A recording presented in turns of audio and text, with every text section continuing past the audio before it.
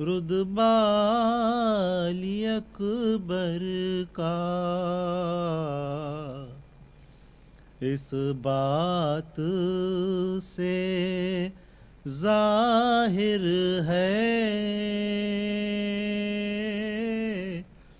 رتبہ علی اکبر کا ہوتا ہے اذانوں میں چرچا علی اکبر کا اے حر تیری قسمت نے کیوں آج یہ کروٹ لی اے حر تیری قسمت نے کیوں آج یہ کروٹ لی کیا صبح کو دیکھا تھا چہرہ علی اکبر کا کیا صبح کو دیکھا تھا چہرہ علی اکبر کا پوچھا گیا یوسف سے جب حسن کے بارے میں پوچھا گیا یوسف سے جب حسن کے بارے میں ہنس کر کہا وہ تو ہے صدقہ علی اکبر کا ہنس کر کہا وہ تو ہے صدقہ علی اکبر کا گر اذن وغا ملتی کفار کا یہ لشکر عباس کا آدھا تھا آدھا علی اکبر کا عباس کا آدھا تھا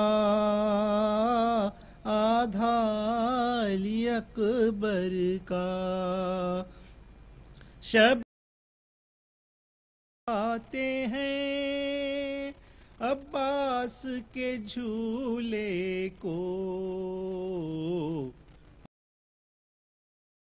جھلاتے ہیں جھولا علی اکبر کا عباس جھلاتے ہیں جھولا علی اکبر کا لیلا سے کہا شہ نے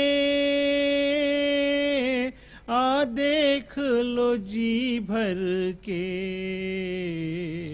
اب خاک میں ملتا ہے چہرہ علی اکبر کا لیلا نے کہا شہ سے کس طرح جیوں گی میں رہتا ہے نگاہوں میں لاشا علی اکبر کا رہتا ہے نگاہوں میں لاشا علی اکبر کا اس بات ہے رتبہ علی اکبر کا صلوات محمد اللہم صلی علی محمد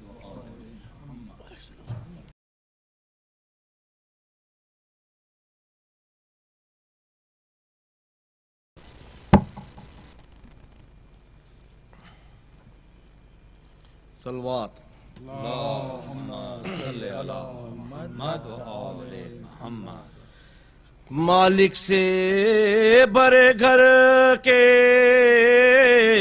اجڑ جانے کو پوچھو، گھر والوں سے یہ تفرقہ پڑ جانے کو پوچھو، ماں باپ سے قسمت کے بگڑ جانے کو پوچھو، شبیر سے اکبر کے بچھڑ جانے کو، شبیر سے اکبر کے بچھڑ جانے کو پوچھو۔ اللہ نہ دکھلائے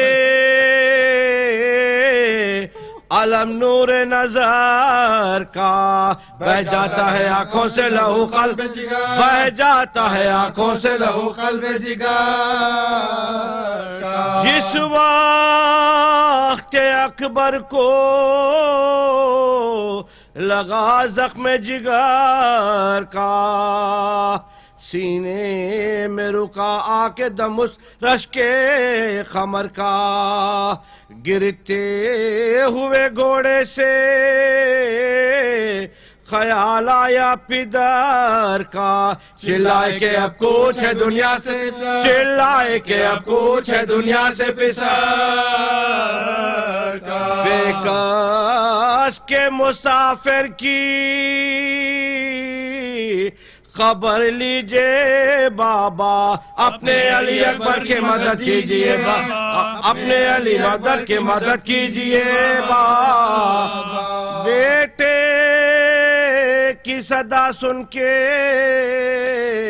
ہوا صدمہ جاں کا، ایک ہو کلیجے میں اٹھی بیٹھ گئے شاہ، معلوم ہوا جان چلی آہ کے ہمراہ، دل تھام کے ہاتھوں سے کہا یا سر، دل تھام کے ہاتھوں سے کہا یا سر،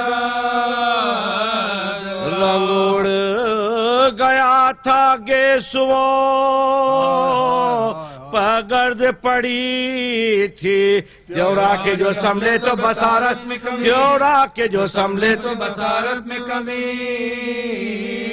چلائے بتا دو علی اکبر کدھر آئے، ڈھونڈے تمہیں اب بحر میں آنسو بار آئے، بیتاب ہے دلے خلق میں لشکر کے درائے، تم اٹھ کے نہیں سکتے تو ہمیں لاش پر، تم اٹھ نہیں سکتے تو ہمیں لاش پر، ماں باپ کے جینے کا مزہ لے گئے بیٹا، عہدہ جو تمہارا تھا ہمیں دے گئے، عہدہ جو تمہارا تھا ہمیں دے، عہدہ جو تمہارا تھا ہمیں دے گئے بیٹا، بیٹا ہمیں پھر یا بتا کہہ کے پکارو، مظلوم غریب الغربا کہہ کے پکارو، ناشادو گرفتارے بلا کہہ کے پکارو، لب تشنہ بدبو جفا کر کے، لب تشنہ بدبو جفا کر کے پکارو، جو وقت معین ہے وہ ہرگز نہ ٹلے گا، خنجر میری گردن پہ اسی طرح چلے، خنجر میری گردن پہ اسی طرح چلے گا، لے آئے جو بیتابی دلاشے پسر پر، جھکتے ہی نظر پہلے پڑی زخم جگر پر، ایک تیر لگا قلب شہ جن و بشر پر، سینے پہ کبھی ہاتھ کو مارا کبھی، سینے پہ کبھی ہاتھ کو مارا کبھی سر پر، اوپر کے دم شیر کو بھرتے ہوئے دیکھا، بابا نے جوان بیٹے کو مرتے ہوئے، بابا نے جوان بیٹے کو، بابا نے جوان بیٹے کو مرتے ہوئے دیکھا، چلائے شہدی علی اکبر پدر آیا اٹھو میرے پیارے میرے دل بر پدر آیا تم ڈھونڈتے تھے اے ماہ انور پدر آیا ناشاد پدر بے کس و بے پر پدر ناشاد پدر بے کس و بے پر پدر کچھ دل کی کہو بات کرو ہوش میں آؤ صدقے پدر آؤ میری آغوش میں آؤ صدقے پدر آؤ میری آغوش میں آؤ منہ کھولے ہو کیوں تیرائی کو گردن سے نکالوں گر درد نہ ہو ہاتھوں سے بازو کو سنبھالوں گرتا ہے پہاڑ اس کو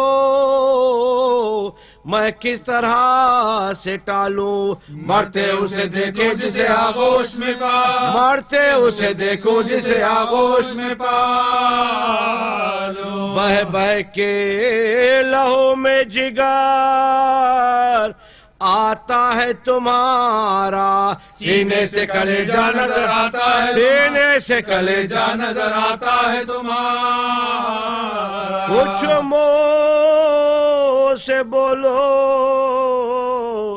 علی اکبر علی اکبر آنکھوں کو تو کھولو علی اکبر علی اکبر رخصت بھی تو لو علی اکبر علی اکبر لو باپ کو رو لو علی اکبر علی لو باپ کو رو لو علی اکبر علی اکبر دولہا بھی آرام سے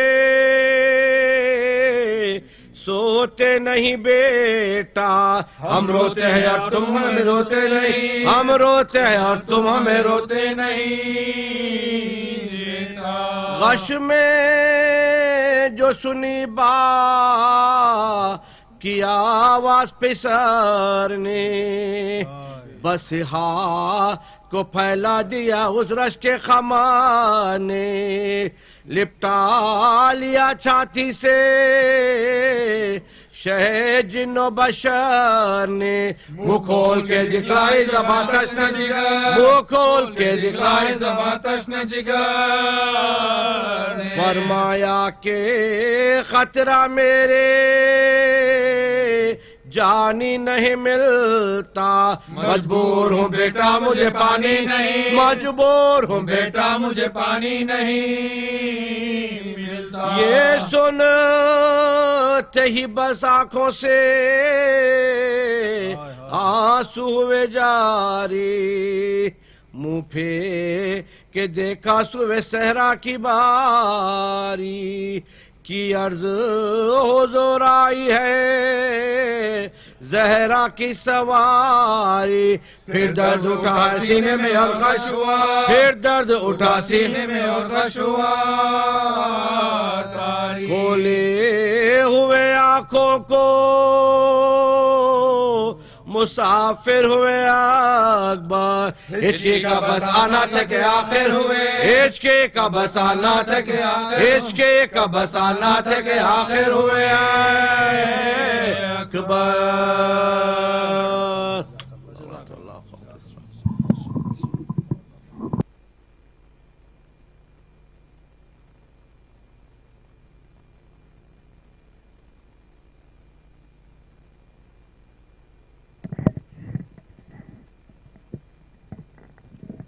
مومنین گزارش ہے کہ آپ حضرات جتنا قریب میں آ سکتے ممبر کے آ جائیے.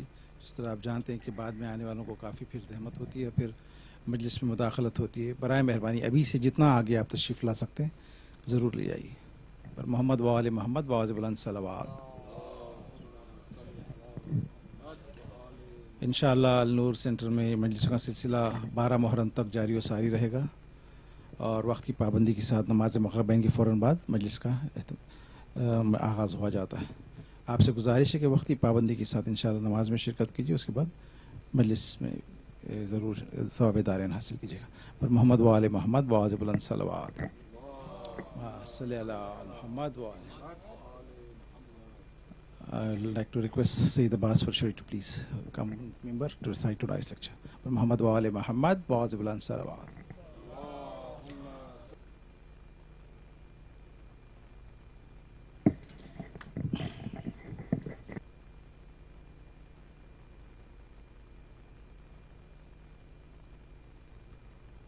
صلوا على محمد وآل محمد.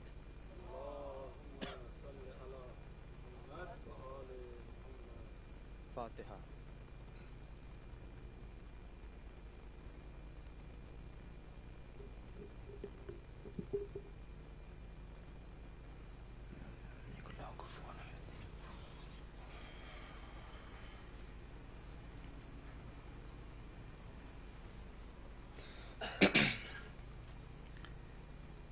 أعوذ بالله من الشيطان الرجيم.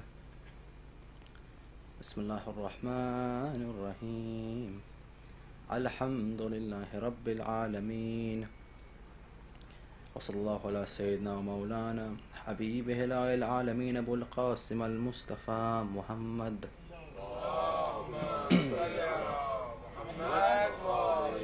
وعلى آل بيته الطيبين الطاهرين المعصومين المظلومين، ولعنة الله على القوم الظالمين من الأولين والآخرين. السلام على الحسين وعلى علي بن الحسين وعلى أولاد الحسين وعلى أصحاب الحسين. يا أبا عبد الله، يا أبا عبد الله، يا رحمة الله الواسعة، ويا باب نجاة الأمة، ويا أبرة لكل مؤمن ومؤمنات، غريب مظلوم كربلاء كربلاء. فيا ليتني يا ليتني كنا معكم سادتي فنفوز فوزا عظيما. قال الله الحكيم في محكم كتابه الكريم. بسم الله الرحمن الرحيم. إن الله لا يغير ما بقوم حتى يغيروا بما بأنفسهم. صدق الله العلي العظيم. صلوات. اللهم صل على محمد وآل. السلام عليكم. السلام عليكم. السلام عليكم. إن لم يكن لكم دين.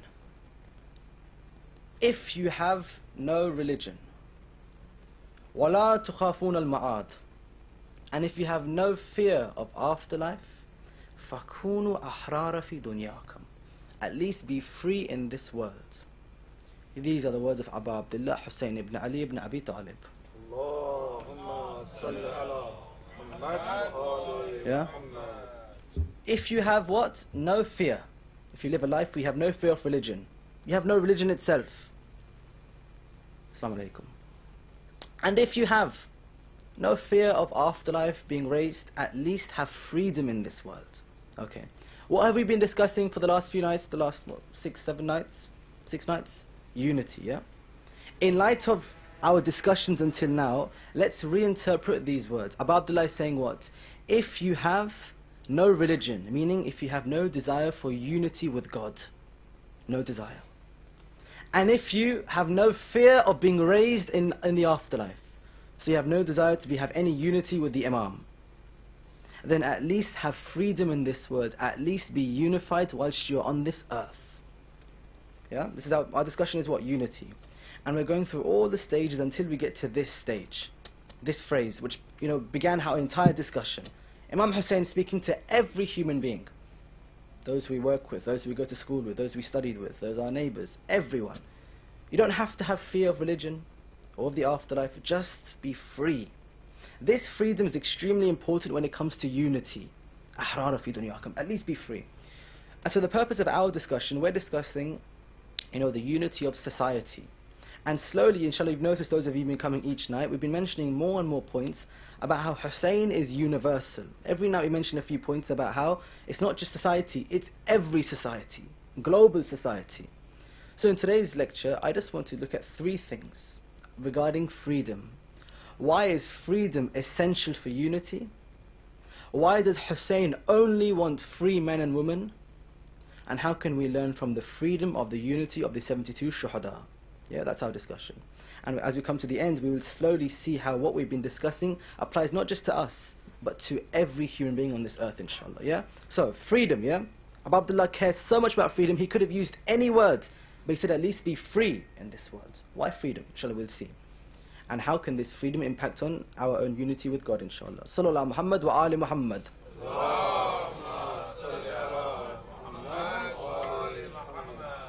To, to bless our gathering with the presence of our Imam, inshallah, for whom we have these discussions, for whom we wish to unify, Imam al-Qaim. Sallallahu Muhammad wa ali Muhammad.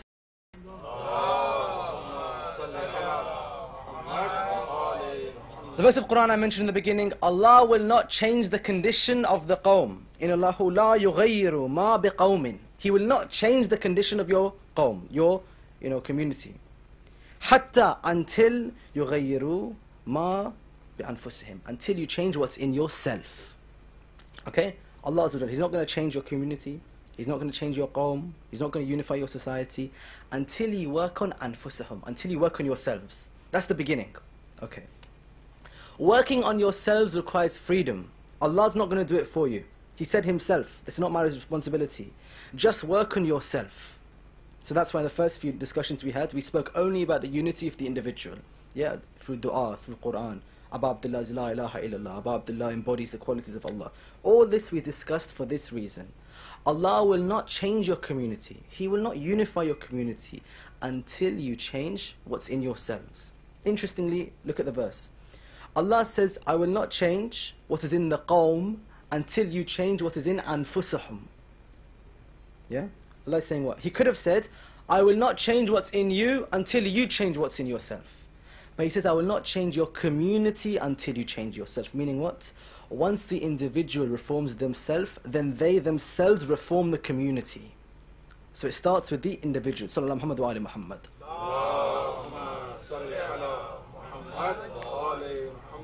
This is one of the reasons why for Abu Abdullah, he only speaks about Allah Azza wa Jal, yeah? You'd be surprised in thinking, why does he not speak more about qawm, about society, about global? No, he starts so much with the individual. In Dua Arafah, for example, in which he himself says, so much of the dua is just saying, Ya Allah anta, you are all of these things, wa ana, and I am these things. He starts from the basis, and he expects us to implement that template for ourselves, and then according to the verse, we change our qawm. Okay. Now, for every society to have unity, there must be freedom. The people must be free to unify their society. That's our hypothesis we're trying to prove. Okay. One verse of Quran establishes this theory, but in the process has caused the controversy which has led to books and books being written just for this verse of Quran. This verse. What's our topic again? How does the freedom of the individual impact on society? Allah says in the Quran, Surah 4, verse 97. Inna alladhina, certainly, Inna alladhina tawaffahumul malaikatu, Allah Azza wa Jal's, the angels, the malaika, will say, they are taking the lives of certain people. Okay, which people? Dhalimi anfusihim, people who have done dhulm to themselves. Yeah? We read in Dua Kumel, dhalamtu nafsi. Yeah? I've committed sins, I've oppressed myself. So, Quran is saying, when the angels take the lives of all those people who did dhulm of themselves, qalu, they will ask them a question. Fima kuntum? What was your condition? What was your state? Why are you in this condition that you are mubtala in sin? Dhalamtu nafsi. Why? Qalu fikum. What's your deal? Qalu kunna mustad'afina fil ard. They will answer, we were weak on the earth. Mustad'af, yeah? We were oppressed on the earth. So why have we done sin? We were surrounded by sin. So then the angels, they won't be happy with this response. Yeah? قالوا, they'll say again, أَلَمْ تَكُنْ أَرْضُ اللَّهِ وَاسِعًا. Wasn't this earth wide enough? For what purpose? فَتُحَاجِرُوا. So you could have moved. Do hijrah, migrate. So their excuse is, we sin because we're surrounded by sin. The angels are saying, why did you not just move? Why did you not just migrate? Why did you stay where you are? فَأُولَٰئِكَ مَأْوَهُمْ جَهَنَّمْ. For these people is Jahannam. وَسَاءَتْ مَصِيرٌ. An evil, evil destination. Okay, to break it down, society will only be unified when the people desire it. Quran is saying there are some people whose society is evil. And when they commit evil acts themselves and they're told why, they say, well, we were surrounded by it, we had no option. It could be our government was evil, our culture could have been evil. Dhulm was everywhere, so zalamtu nafsi, so I oppressed myself. Okay. This verse suggests that before everything, your freedom determines your condition in akhirah. Not where you're born, not your condition, your freedom. You can choose whether or not to follow a corrupt dhalim of your time, or you can simply migrate. Now, why is the controversy? Read a salawat, please.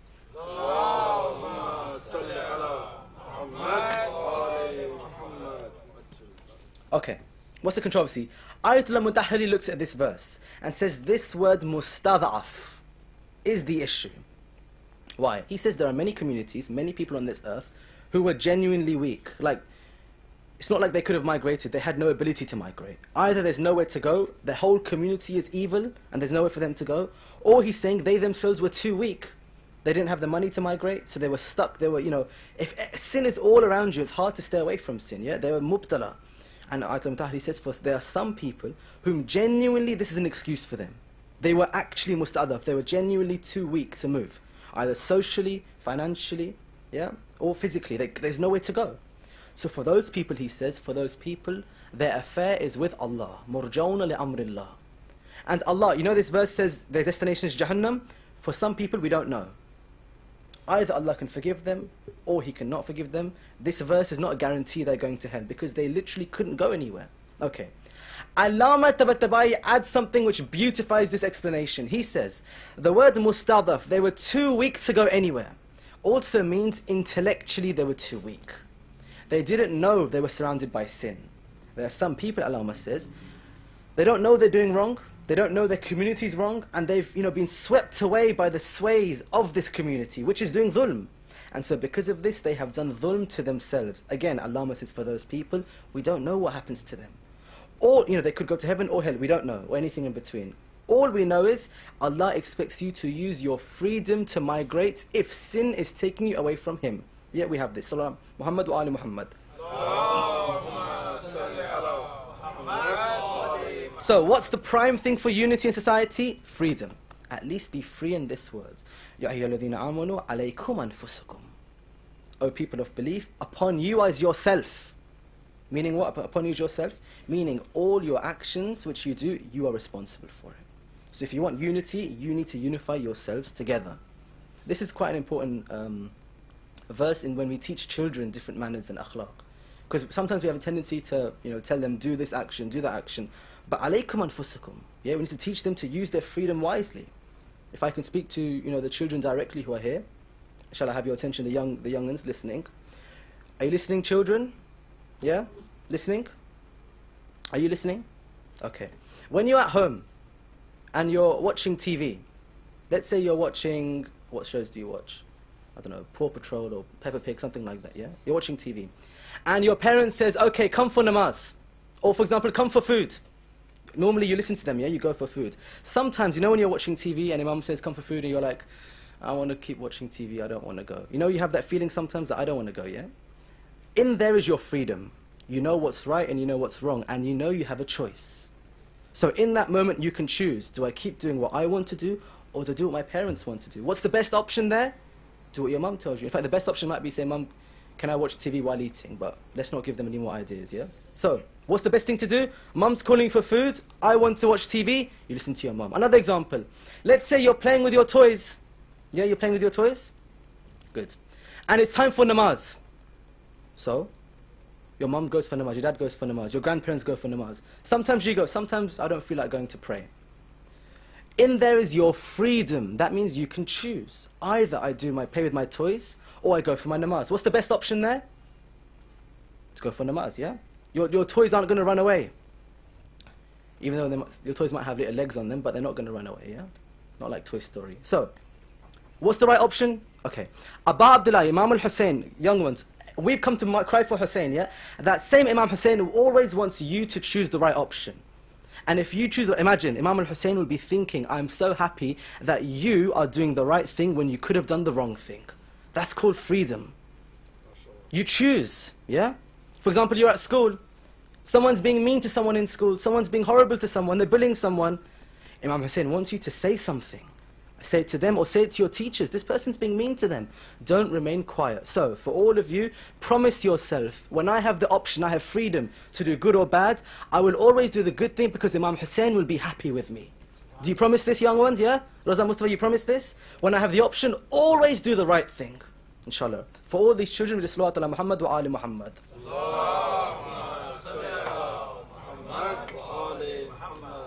Today there are cubs, tomorrow there will be our lions, inshallah. Okay. Always do the right thing. We have this idea in our fiqh as well. Whenever we discuss, anything to do with shafa'ah, intercession, you want the imam to intercede for you? You want to be raised with your imam? Before all of that, we always discuss amal. What's for your actions? Alaykum anfusakum. You're responsible for your own actions. Don't rely on shafa'ah for your whole life. This is why Imam Ja'far as-Sadiq alayhi salam says, that I don't fear for our Shia in Akhirah. I fear for them in Barzakh. Why Barzakh? Because Barzakh, the waiting period before you go to heaven or hell, is the embodiment of your amal. Yeah, one of my best memories in Hawza is going to Sheikh Bahmanpur's class, and he spoke in detail about the idea of Barzakh, Alam-e Barzakh. Barzakh is not a place where you just wait. Barzakh is not a grave in which you remain. Barzakh, Alam-e Barzakh, a world of Barzakh. And it's determined purely by your actions. It's also called Alam-e Mithal, the world of ideas. Because if your actions are good, in that world, you have a different form of body, and you have untold capabilities. One narration says that when you're in your grave, if your amal, your actions are good, in your grave, a door opens to Jannah, and you can go to Jannah from that grave. The Jannah of waiting, yeah? But if your actions are evil, amal are evil, a door opens to hell, and the inhabitants of hell come into your grave. Or the fire of hell comes into your grave. So, alaykum anfusakum. To you is yourself. If you do good deeds, you'll be rewarded. If you do bad deeds, you'll be punished. If you want unity, you have to desire it freely. Sallallahu Muhammad wa ali Muhammad.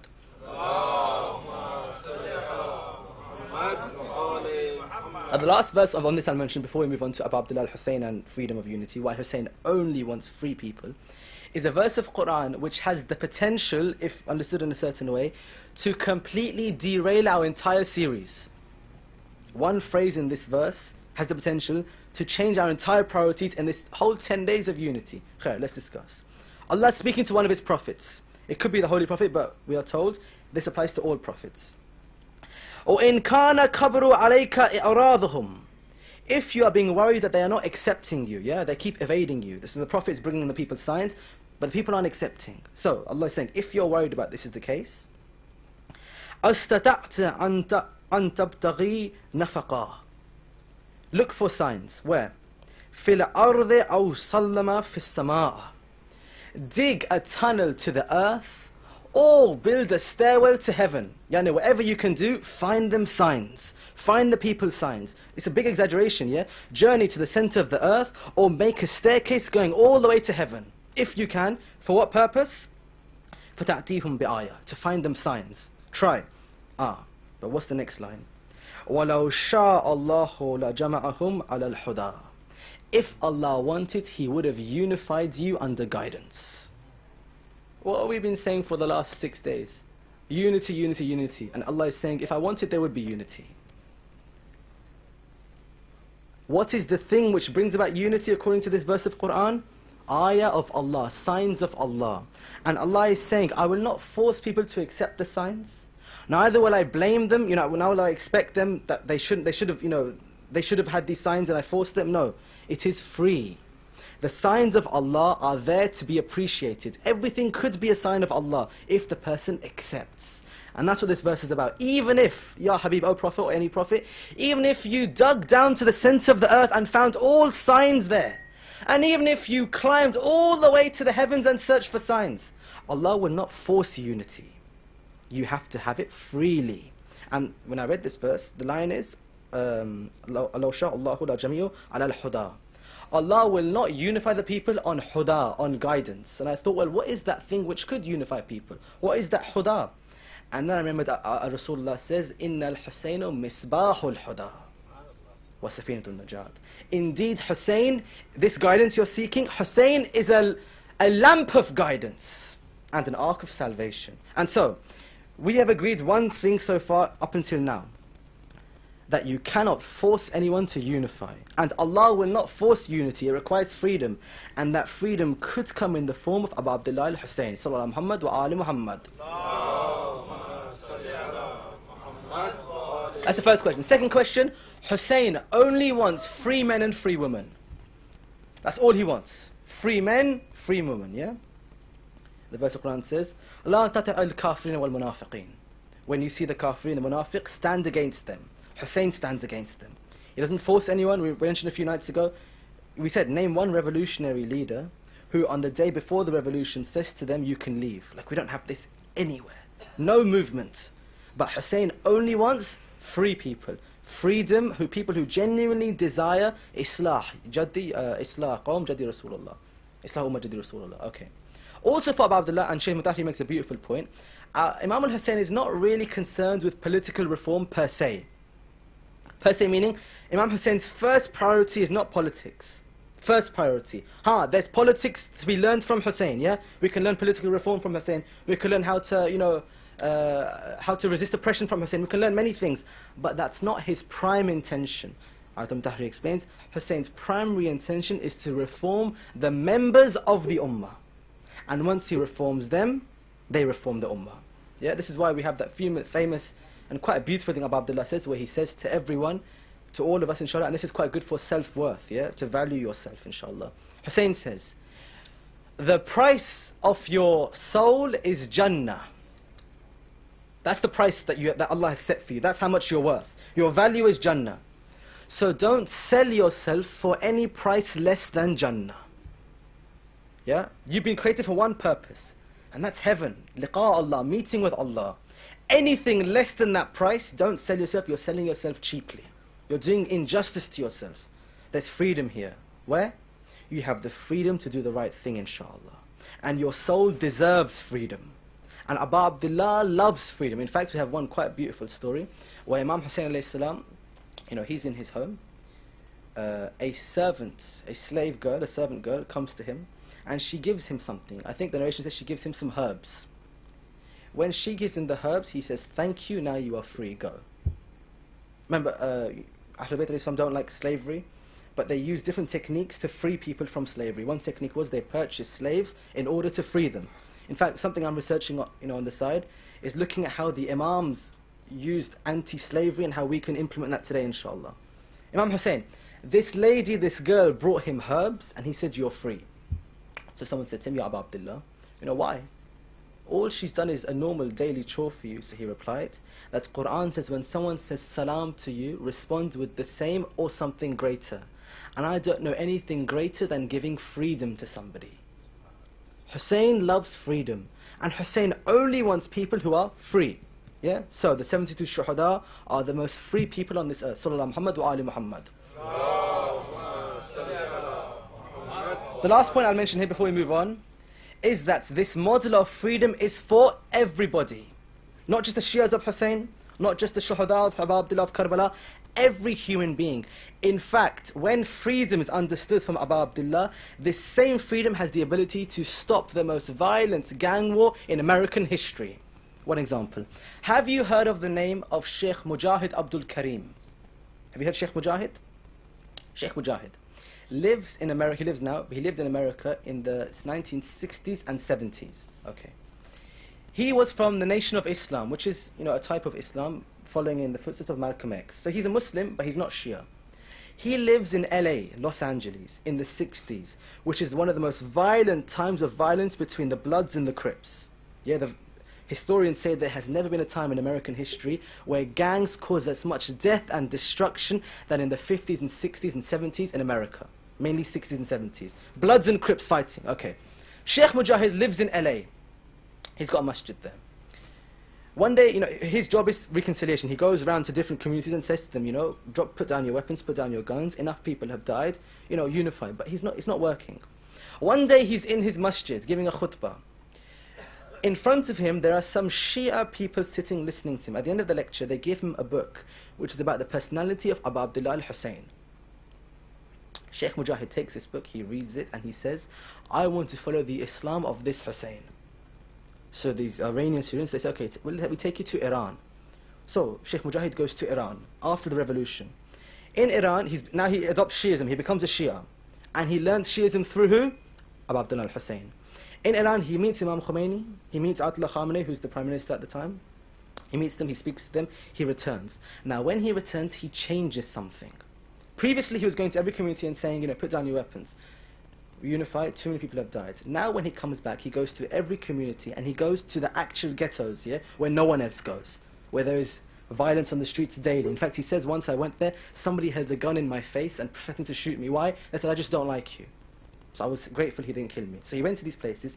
He goes to every community, Bloods, Crips, and he says to them that Abu Abdullah al-Hussein teaches me that when you live your life, even if you are hurt, even if you are in pain, even if you are wounded, at least live with freedom and dignity.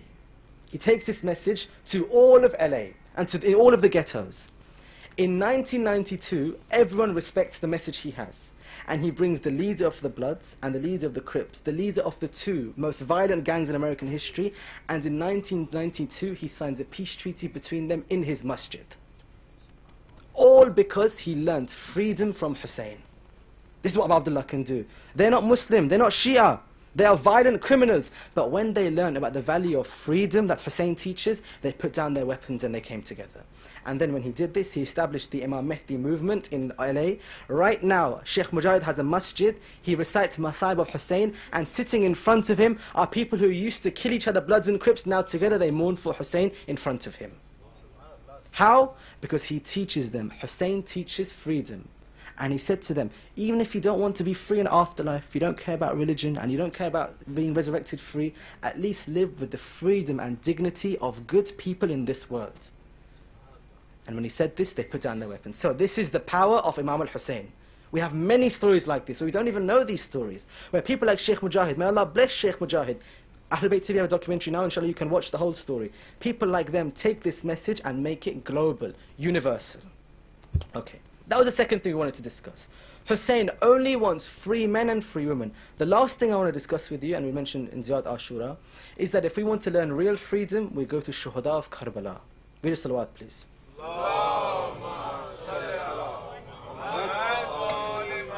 There are no free people like those 72. Let me mention a few things from Ziyad Ashura which show us just what the value of freedom is for their unity. A few nights ago I mentioned this and I said I'd go on detail today.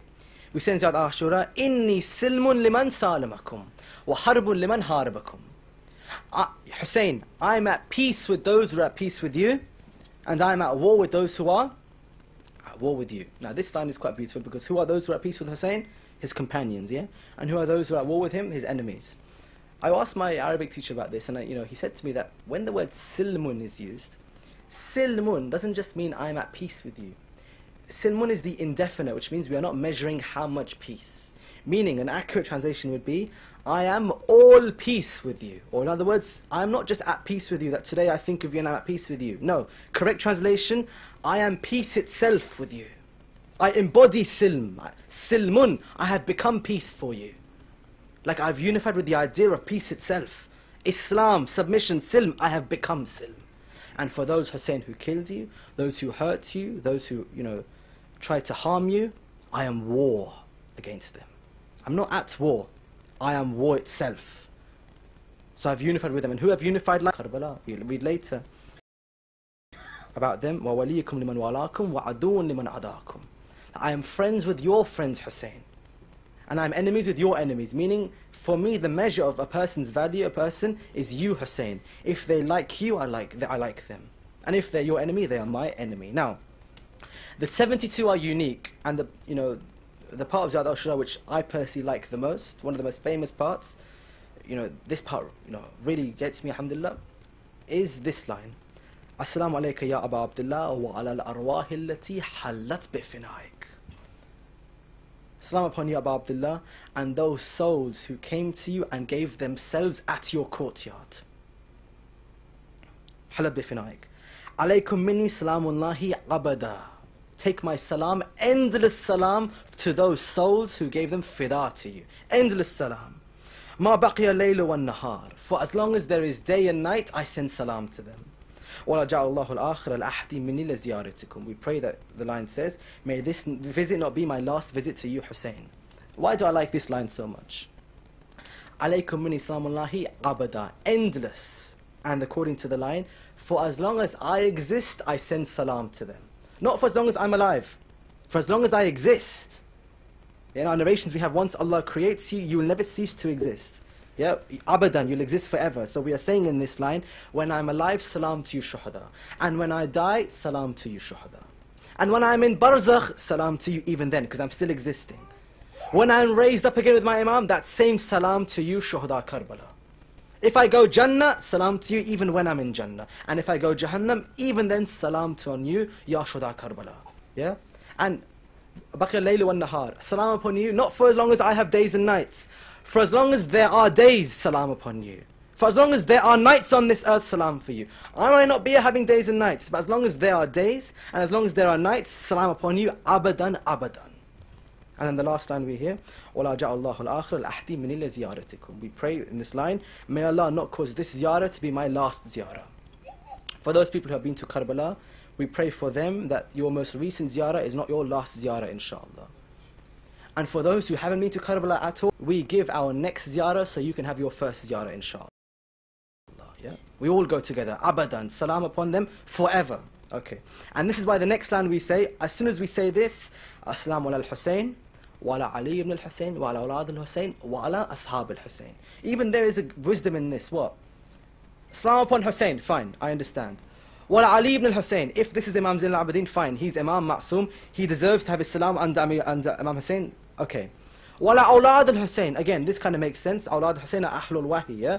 They're the people who are born in the house of wahi. Their salam deserves to be attached with Ali ibn Hussain and awlad al-Hussain. Wa ala ashab al-Hussain. In the same breath, we send salam to Hussain, we send salam to his companions. They have unified with him, that same salam. And that's the unity we're seeking. And that's why, right at the end of Ziyad Ashura, after you've done everything, you go into sajda and you say, in the last line, Allahumma rizukna shafa'at al-Hussain yawm al-wurud. Allah, raise me with Hussain, inshallah, give me his shafa' on the day of intercession. وَثَبِّتْ لِقَدْمَ صِدْقٍ عِنْدَكَ مَعَ الْحُسَيْنِ. And make my feet firm. Sidqin, make my feet honest for Hussain. Yeah, but then the last line, end of all of the الَّذِينَ بَدَلُوا مُحَجْهَمْ دُونَ الْحُسَيْنِ عَلَيْهِ السَّلَامِ مَعَ الْحُسَيْنِ وَأَصْحَابِ الْحُسَيْنِ, and salam upon ashab al-Hussain. الَّذِينَ بَدَلُوا مُحَجْهَمْ دُونَ الْحُسَيْنِ عَلَيْهِ السَّلَامِ. That ashab who gave their souls دُونَ al-Hussain, in defense of Hussain. This is the last thing we read in Ziyad Ashura. The last thing. Make my feet firm for Hussain, and my salam upon the companions of Hussain who gave themselves in defense of Hussain. You finish the ziyarah and then you walk to Karbala. The narration says when you've done this, you go and touch the zari of Hussain. The last thing you do is send salam upon the feet of the ashab of Hussain. ثَبِّتْ لِقَدْمَ صِدْقٍ, these feet, like Hussein's companions had truthful feet. So, we are here not to unify with Hussain directly, we're here to unify with his companions, with his shuhada. And we unify how? The same way they unified, with the unity of the free. That ends our discussion. Sallallahu Muhammad wa Ali Muhammad.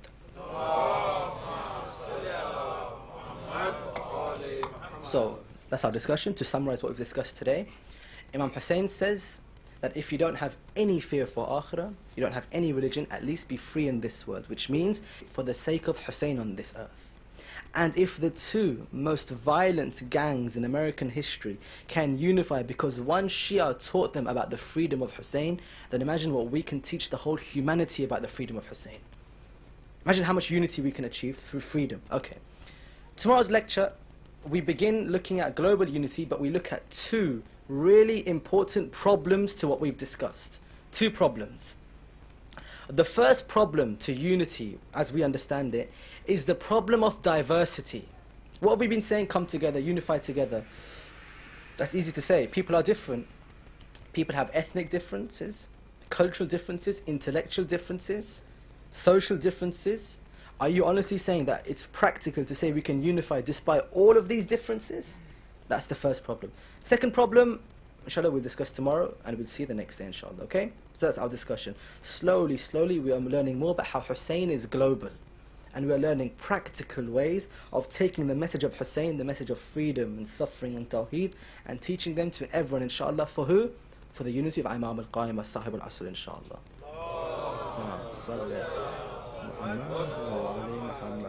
Alhamdulillah. Okay, that ends our discussion. Let us now, inshallah, go to the Musibah of Abu Abdullah al-Hussain. Ya Abu Abdullah.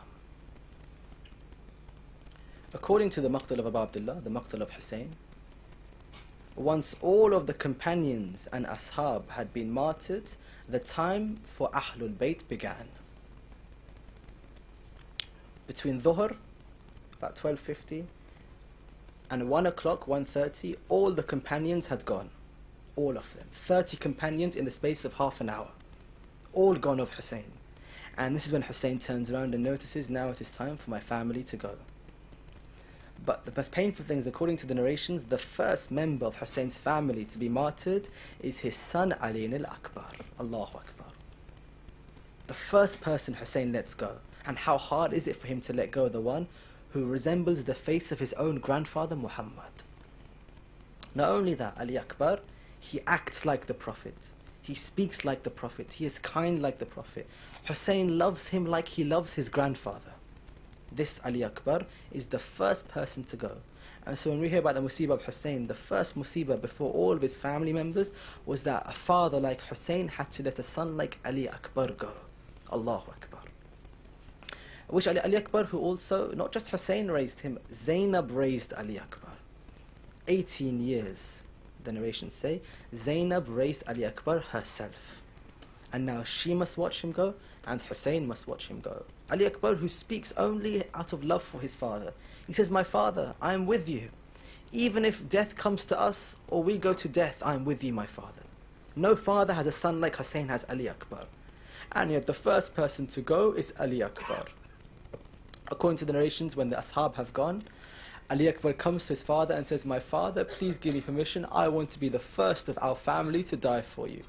According to the narrations, as Hussain hears this, his eyes fill with tears. Ya Allah. Why? Because this is Ali Akbar, the child who he has raised. No, he says himself, if I had 1,000 sons, I'd name them all Ali. But Hussain has one Ali Akbar. So he says to them, you do not ask me for permission, you ask Zainab for permission, for she raised you, Ali Akbar. You go and ask her. The narrations say, when Ali Akbar goes to the camp of the ladies, when he says, Ya Zainab, Assalamu alaikum, give him permission to die, give him permission to go to the battlefield.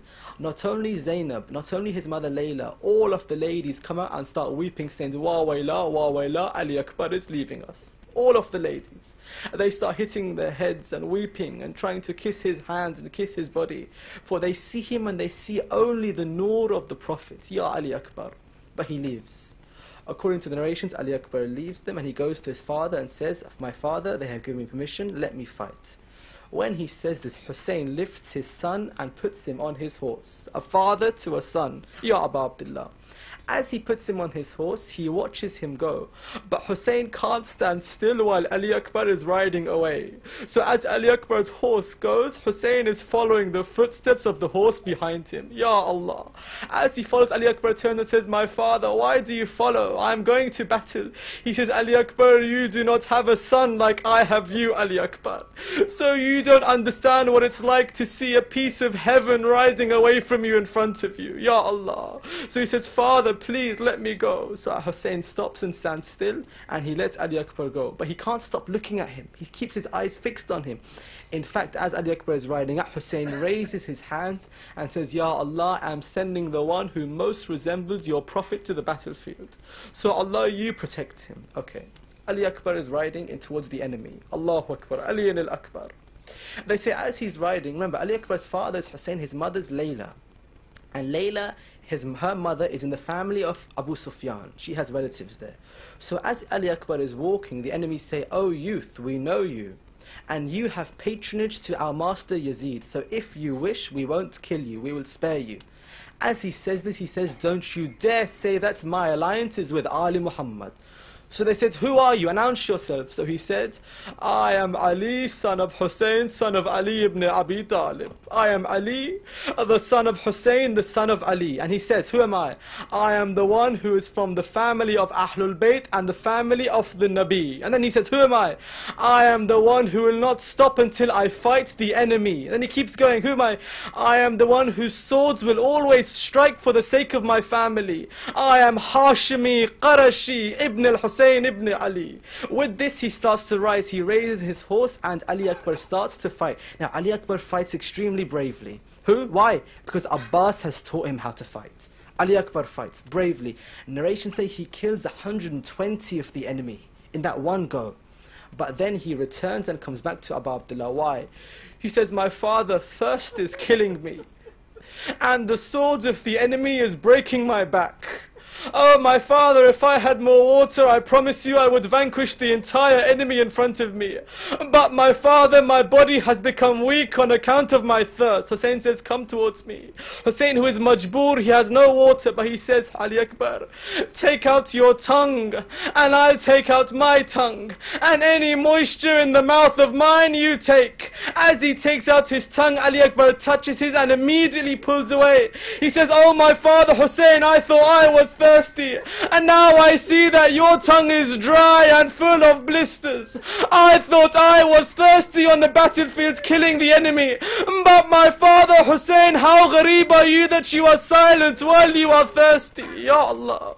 So as he said to Hussain, says to him, Ali Akbar, don't worry, soon Rasulullah will feed you water. He will be the one who gives you water.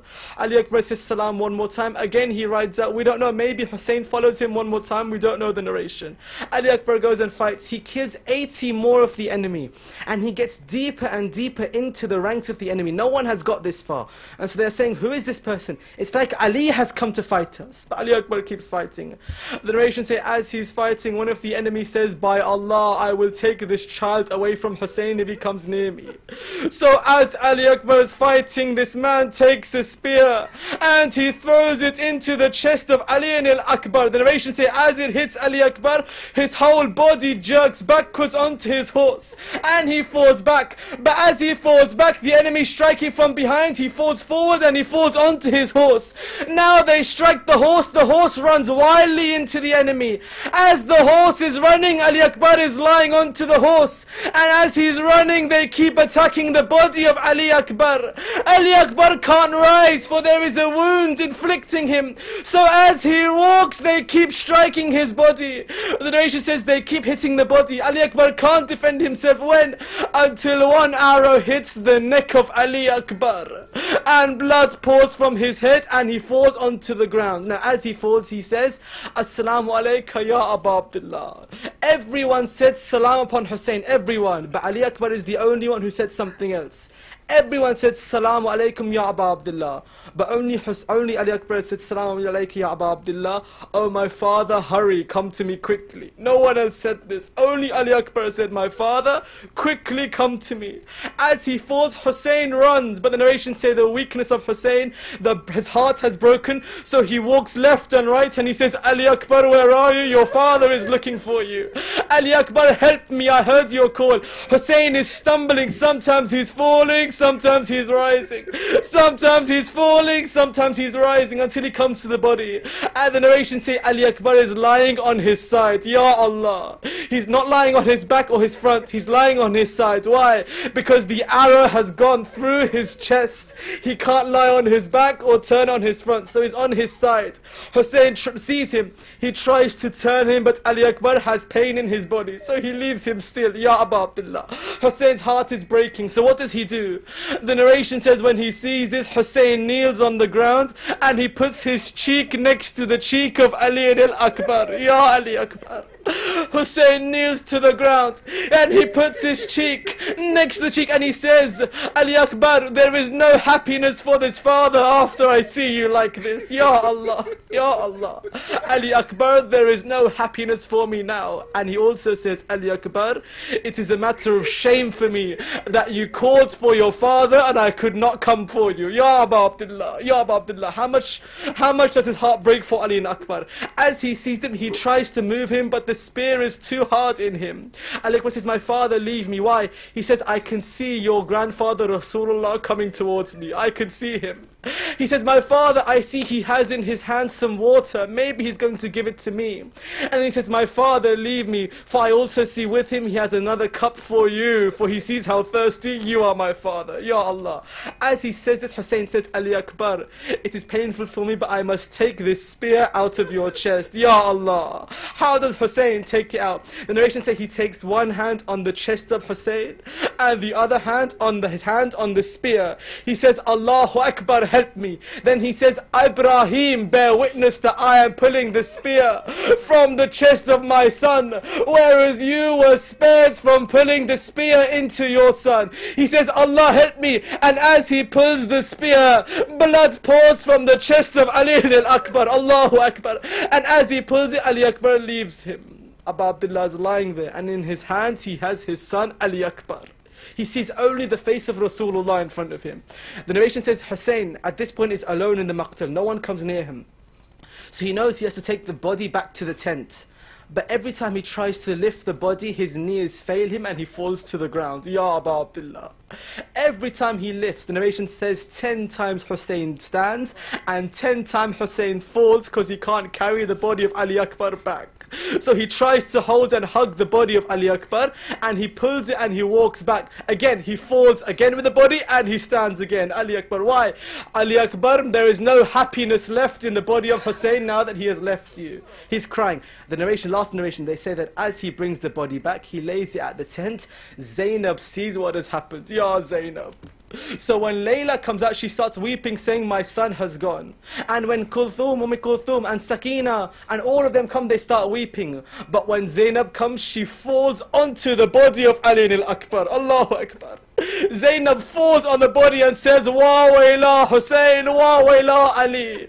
All she says, Wa wayla Hussain, wa wayla Ali. Why? Because when the arrow went into the chest of Ali Akbar, Zainab felt like it was an arrow going to her body. Inna lillahi wa inna alayhi raji'un. Ridhan wa qadahi wa tasliman bi amrih. Ya Allah, for the sake of Ali al-Akbar, forgive all the mu'mineen for their sins, inshallah. For the sake of Ali Akbar, Allah protect all of the youth on the front line fighting to save our harams, inshallah.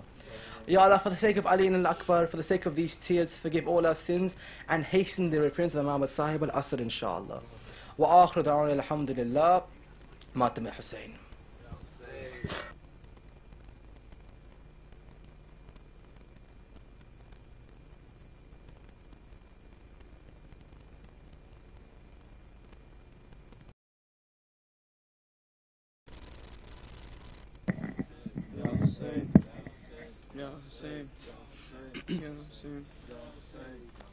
मेरा सहर वाला अकबर, मेरा सहर वाला अकबर अकबर, मेरा सहर वाला अकबर अकबर, मेरा सहर वाला जख्म दिल के दिखाऊं मैं कैसे, जख्म दिल के दिखाऊं मैं कैसे, तेरा लाशा उठाऊं मैं कैसे अकबर, मेरा सहर वाला अकबर अकबर, मेरा सहर वाला लाशे अकबर पे शाह जब पहुँचे, दिल को हाथों से थाम कर बोले, तेरी फुरखत में अली अकबर, आग दिल में मेरे लगा दी है, आग दिल की बुझाऊं मैं कैसे, आग दिल की बुझाऊं मैं कैसे, तेरा लाशा उठाऊं मैं कैसे अकबर, मेरा सहर वाला अकबर अकबर, मेरा सहर वाला तू है कड़ियल जवान है बेटा, तेरा ضعیف ہے کتنا نور آنکھوں کا ہو گیا رخصت مجھ کو آتا نہیں نظر خیمہ لے کے خیموں میں جاؤں میں کیسے لے کے خیموں میں جاؤں میں کیسے تیرا لاشا اٹھاؤں میں کیسے اکبر میرا سحر والا اکبر اکبر میرا سحر والا دیکھ آیا ہے قاصد صغرا راہ تکتی ہے وہ دکھی بہنا تجھ کو بیمار نے بلایا ہے وعدہ صغرا کا کیوں بلا ڈالا مر گیا تو بتاؤ میں کیسے مر گیا تو بتاؤ میں کیسے تیرا لاشا اٹھاؤ میں کیسے اکبر میرا سحر والا اکبر اکبر میرا سحر والا اکبر جس نے 18 سال پالا تھا کیسے دیکھے گی وہ تیرا لاشا نور آنکھوں کا ہو گیا رخصت ہم کو آتا نہیں نظر خیمہ لیکن ماں کو بتاؤ میں کیسے تیری ماں کو بتاؤ میں کیسے تیرا لاشا اٹھاؤں میں کیسے اکبر میرا سحر والا اکبر اکبر میرا سحر والا اکبر ایسی غربت میں منہ نہیں موڑو میں ہوں تنہا مجھے نہ یوں چھوڑو کیا گزرتی ہے باپ کے دل پر غم زدہ دل کو یوں نہیں توڑو اپنی غربت بتاؤ میں کیسے اپنی غربت بتاؤ میں کیسے تیرا لاشا اٹھاؤ میں کیسے اکبر میرا سحر والا اکبر اکبر میرا سحر والا اکبر اکبر یا عباس یا سیدی یا عباس یا سیدی یا عباس یا سیدی شوف الحرم عطشان یا زمان یا سیدی شوف الحرم عطشان یا زمان یا سیدی یا عباس یا سیدی یا عباس یا سیدی یا علی گفت شہ کربلا علی اکبرام گفت شہ کربلا علی کربلا گفت شہ کربلا علی اکبرام گفت شہ کربلا علی اکبرام گفت شہ کربلا علی اکبرام گفت شہ کربلا علی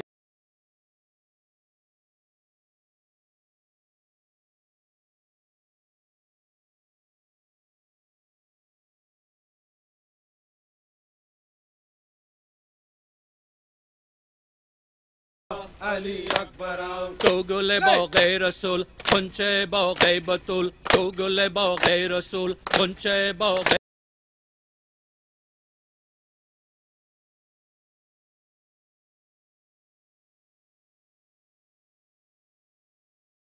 علی اکبر گفت شہ کربلا علی اکبر یا علی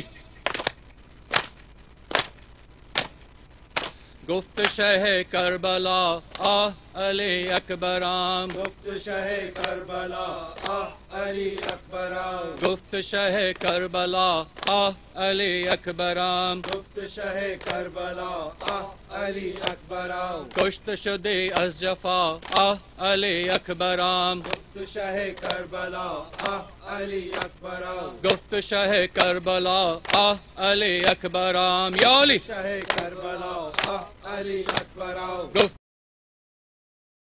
علی اکبرم گفت شه کربلا علی اکبرم شم شب تار من بلبل گلزار من شم شب تار من بلبل گلزار من تاج دوری حل عطا علی اکبرم یا علی علی اکبرم گفت شه کربلا علی اکبرم حسین حسین حسین واسرت حسینا حضرت حسینا واسرت حسینا حضرت حسینا صد الوداع حسینا حضرت حسینا صد الوداع حسینا حضرت حسینا زینب بصیر ادا حضرت حسینا زینب بصیر ادا حضرت حسینا شد به پدر سکینه حضرت حسینا شد به پدر سکینه حضرت حسینا واسرت حسینا حضرت حسینا واسرت حسینا حضرت حسینا یا امام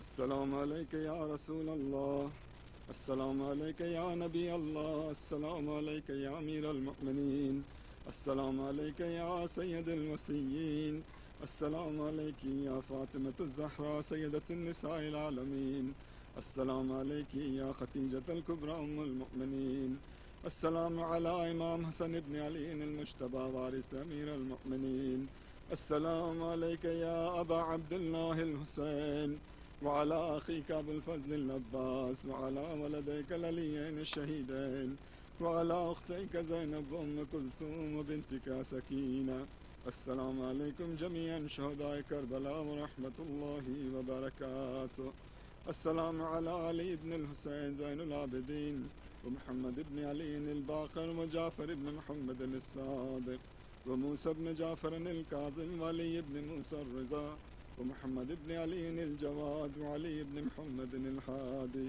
والحسن بن علي العسكري والحجة القائم المنتظر المهدي سيدي أجل الله تعالى فرجك وسهل الله تعالى مخرجك وزهورك اللهم اجعلنا من أنصاره وآوانه وأتباعه وشيته والرازين بفعله والذابين عن والمستشهدين بين يديك السلام عليكم ورحمة الله وبركاته اللهم صل على محمد وآل محمد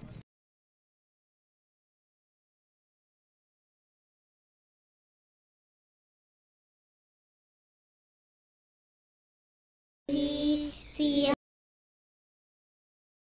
كل ساعة واليوم وحافظا وقائدا وناصرا ودليلا وعينا حتى تسكنه أرزقك توا وتمتعه فيها طويلا برحمتك يا أرحم الراحمين. اللهم صل على محمد وآل